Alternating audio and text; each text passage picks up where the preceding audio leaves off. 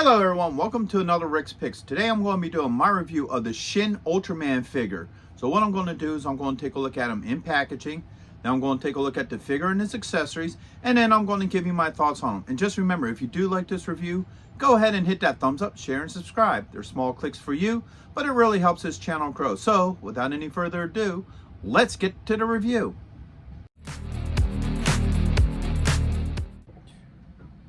Okay, so here he is in packaging. I like the packaging for this. I like how you got that basic white box. You got a nice picture of the figure here. You get this open space here so you can see the figure and all his accessories. All right, you got Ultraman. I believe that's Ultraman in Japanese. A couple of the companies involved in making this. And what you're going to see is a lot of the dialogue is in Japanese because it's straight from Japan. All right, so spin them around this way. All right. We're going to turn this sideways like this. So you got Ultraman in flight, Ultraman, okay, companies that made it, and more Japanese writing. Spin them around this way. All right, so now you see all the different type of play you can do with them, all the different accessories, you know, poses and what have you, which is really nice. I really like this. You get a little bit of legal underneath here. All right, switching around to this side. You get a couple more poses of him, some more things in Japanese.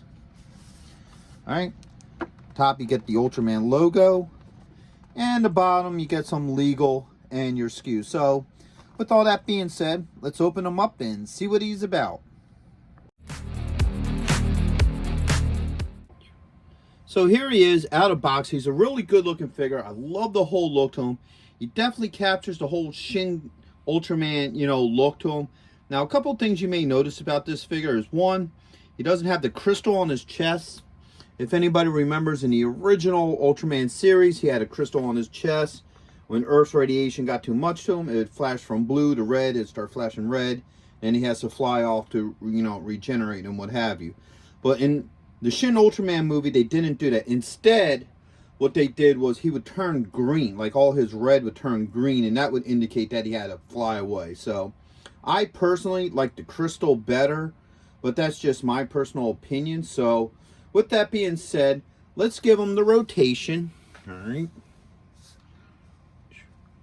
Now, he's a very well crafted figure. I love the design to him. All right. Now, he does have a couple of points of articulation. So the head is all in ball joint, plus you also have a neck joint. All right. There's about a couple different points of articulation in the shoulder. All right. So it gives you more free range of movement. You have an elbow joint and a wrist joint. All right. Put this up. You have a joint here underneath the ribs. You have a torso joint here, which would basically be, I guess, his belt line. So that turns as well. All right. You have a thigh joint, a knee joint, an ankle joint, and you also have a toe joint. So like I said, he has some very good points of articulation for a lot of different poses and stands that you want to do with them and what have you.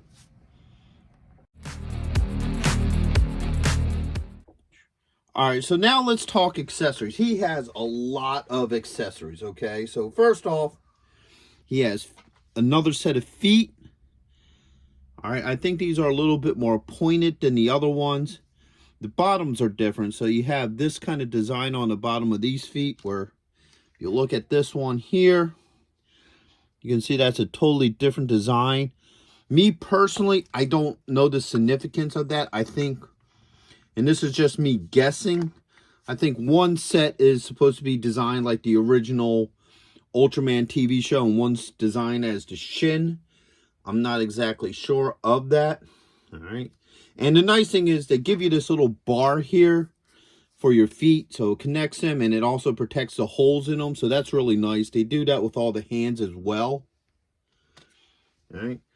Next up is an alternate head. All right. And these have the more slit-looking eyes, where these ones are a lot bigger and rounder.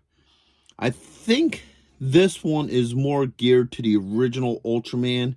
I'm not 100% sure, because I think the newer one had the more open eyes, and I think the original one had the more slanted look. All right. Next up, he comes with the spin wheel here. All right. And what it can do is you have another stand. All right. So you have this stand as well. All right. If you push this down, put it like this. All right. This hooks right onto it. All right. So you get that effect with it. And also, and I'll show this in a minute, if you spin this around this way, you got this little piece here. And what that does is the ray band will actually hook into that. And I'll go into that in a minute. Because with the ray hands, all right, you got a short beam for his hand. All right. And then you got a long beam. All right. So here's the long beam. All right. So you get the extra long beam. All right. You have the hand for the discs. All right. Now you have two more parts to this stand, okay? Actually, three. So you have another piece here, which can hook into here. All right. And I think that's for when you put them in flight. Okay. And we'll get into that in a minute. All right.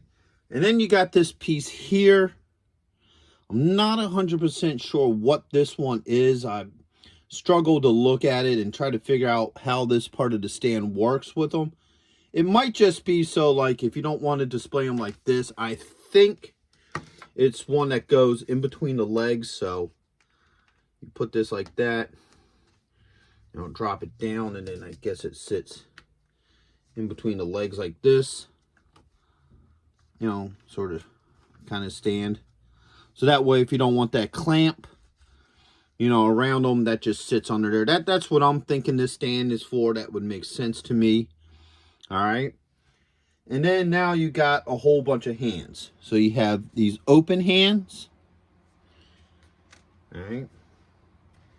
You have these like kind of like almost like a grip hand. It's one of his fighting styles. He'll stand there and he'll have his hands like this when he's getting ready to fight somebody. It's almost like a wrestling style hand. All right. He has these open hands. All right. He has these open hands. All right.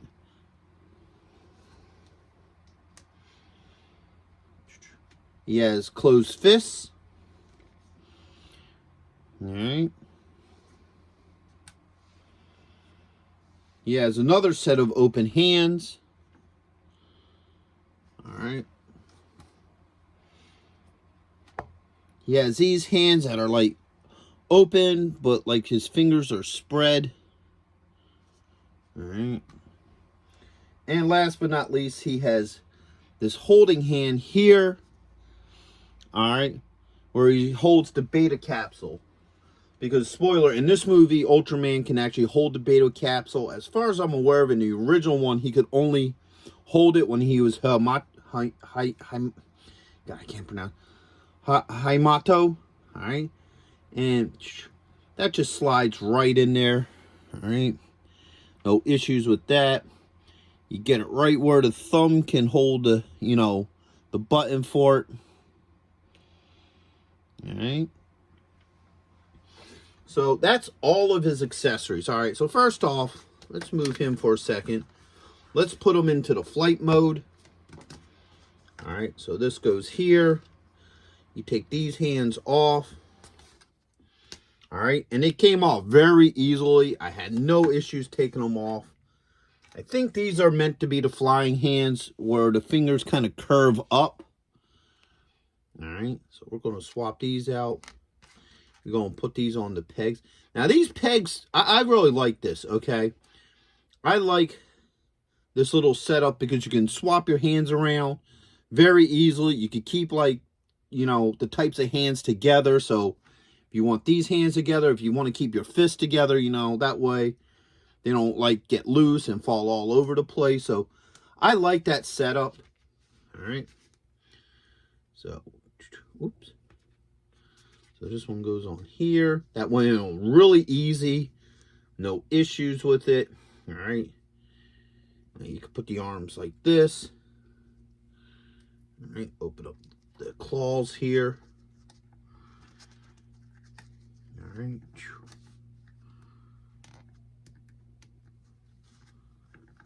And close it up. All right, maybe.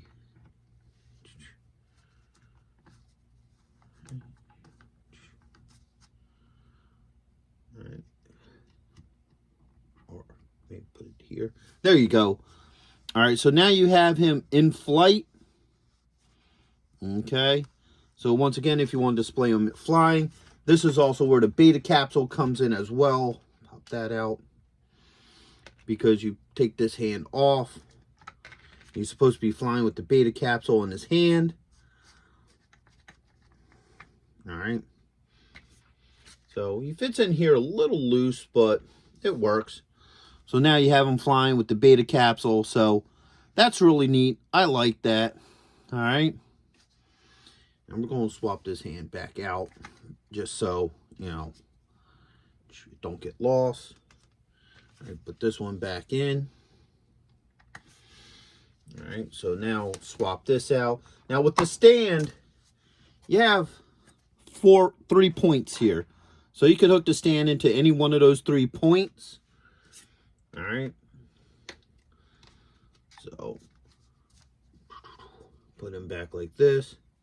This one I would think is just mainly to, you know, if you don't want to see like the clamps, you could just put that on there and he can, you know, just stand on there like that for display purposes.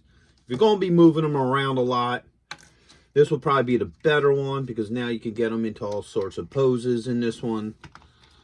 You know, like you can have them like, I guess, like in a position like this. You can have them up in the air like he's jumping at somebody. So this one allows you to do more with the figure, where the other one would probably just be good for him to be in a, like, you know, standard pose. You can do all sorts of fun things with them with this one. All right. So now let's swap the heads out. Let's see how easy the head comes off. All right, that came off pretty easily. No issues. And that pops on. All right, so that popped on really well. No issues with that head as well. And then, you know, like I said, you can adjust them however you want to and what have you. All right. So now, let's look at the feet. Let's swap out the feet. All right. So these come off very easily. No issues. All right. And that just slides right in there like that.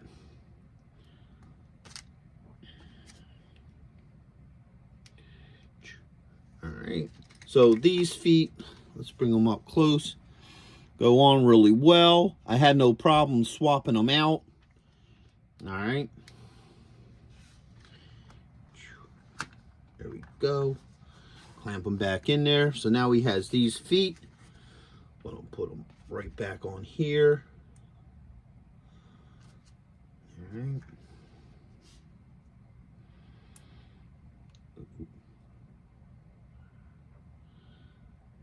All right, so now here's an issue, all right? Be careful on how you put them on these things because I just cracked that. And I wasn't putting much pressure at all on this. I was just pushing it in. And this is cracked, so this is probably going to eventually break in two. I might have to glue that up, but... So if you want to keep these bars around, just be wary that they can break easily in the middle. So that's a concern. You know, but I don't think they're meant to be kept, you know, forever on there. I think it is more of a packaging thing, but me personally, I think it's just a good way to keep your pieces together. So let's go into this hand, all right? So take this hand off, pull the plug, all right, pop that back on. So now that works really well, no issues with that. You could get them into like a throwing position. All right, and then this stand here, drop that. Put this like this. And now you get that, you know, it's flying through the air kind of effect. All right, now this has a couple points of articulation. So that could go down like this. It can come up like that. So however you want to do this. So you can, you know, like I said, put it in front of him. So that way you get the whole throwing effect. So that's really cool. I like that they did that, you know. And of course you can adjust the figure and the stands accordingly. You know, I'm not going to mess around with it due to time restraints. All right, so that's the spinning hand. And pop that off. Put those over there. All right, so now you have this hand here. All right, so you get them into the, you know, Ultraman style like that. Now he's firing the ray out of his hand. And then now you also got the extended one. All right, so this one goes on here like this. And now, like I showed earlier, you got this little piece right here. All right, and that's meant to hook onto the stand. So I guess if you have them like, you know, sort of in a crouching pose or something, that goes on there like that. So now, whoops. So now he's like doing it like this. All right, so now you have the long beam, you have this to hold it up, which seems like you don't really need it because it seems to hold pretty well. So maybe if it's just different poses or how you have them set up or what have you. So that's the stands, that's the hands. We did the heads. So that's pretty much all of his accessories for the most part. We're not going to go through each and every hand because there's just too many of them. But as you can see, everything swaps out really well with him. You know, I don't have any issues. He seems to hold up well on the stands and what have you.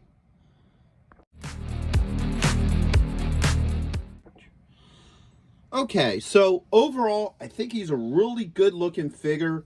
He really captures the whole look for, you know, Shin Ultraman, and even like kind of the older look as well.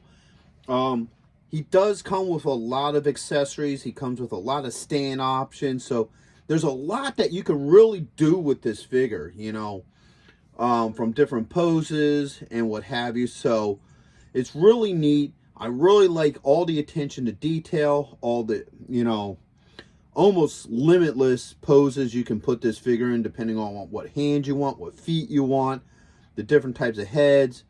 The different types of beams, the disc and what have you.